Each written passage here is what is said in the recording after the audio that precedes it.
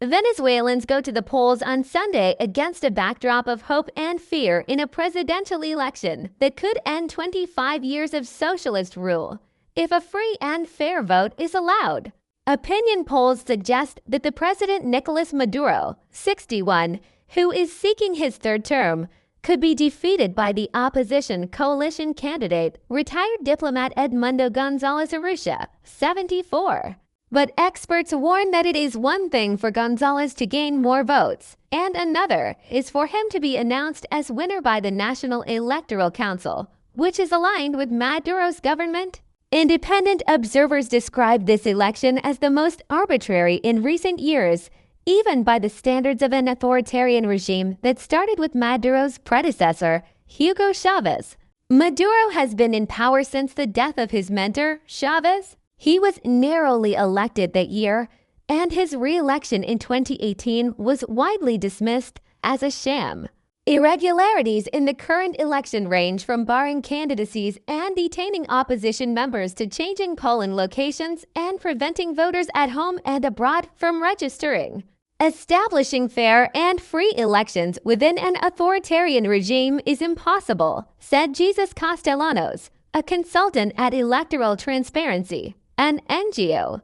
To start with, fair elections assume that all parties have the opportunity to register their candidates, he said.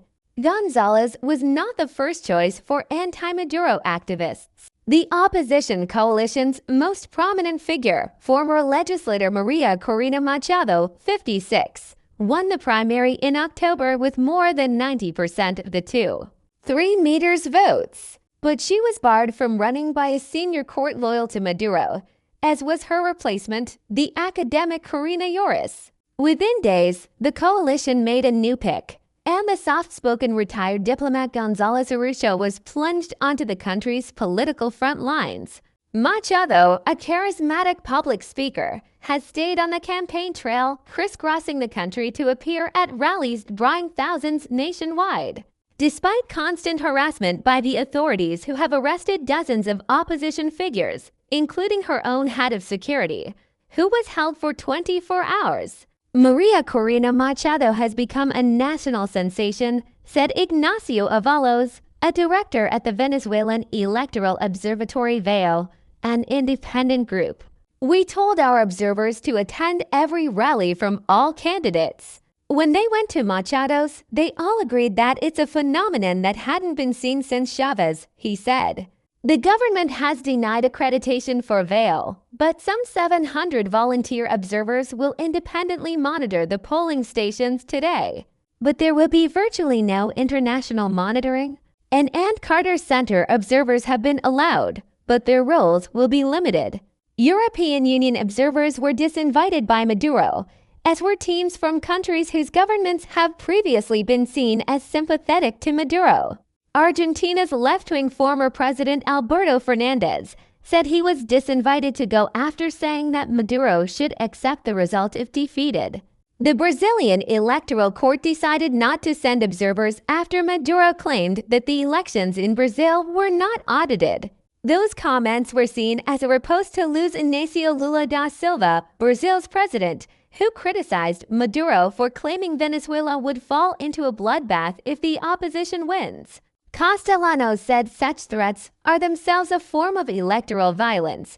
Since the campaign began, we've seen a significant number of arbitrary detentions, forced disappearances, persecution of media and journalists. According to Foro Penal, an NGO, 102 opposition members were arrested in 2024. But persecuting the opposition is not the only method the government has employed to tilt the electoral battlefield in its favor, said Avalos, and that the Maduro administration has enacted a clear strategy to reduce turnout. Nearly 22 million Venezuelans are registered to vote, but only a fraction of the 8 million who have fled the country since 2014 will have a say in Sunday's election. In theory, around 5 million exiles are eligible to vote, but the government stopped registering out-of-country voters in 2018 and only reopened registration in March.